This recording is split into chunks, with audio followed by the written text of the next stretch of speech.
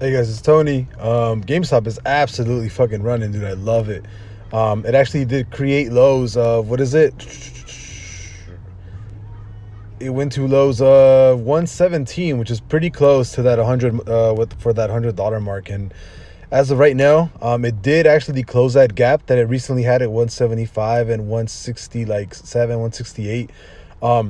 If it does end up closing today above 100 and like 51, $52, I do think that the next run up, I do think that GameStop is basically primed to run to 282, 100%. There's no resistance up until 282, and all signals right now, the 4 hour is about to break on the bullish side. The 1 day is about to break on the bullish side, and then also what is it called? The 1 hour already broke.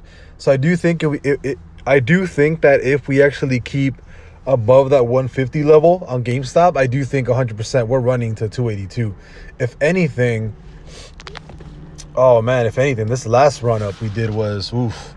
This last run up on the day chart was pretty nuts, right? So we actually went from lows of here.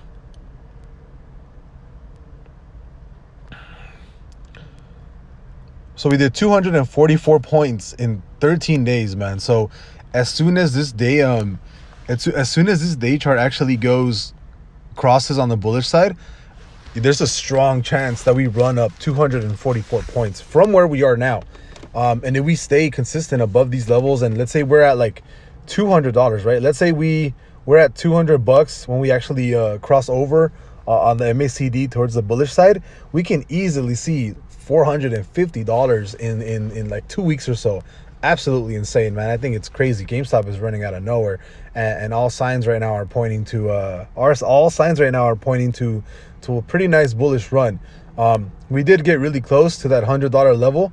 I already got out of what is it called? I told you guys that we were definitely going to drop down to 150, which we did.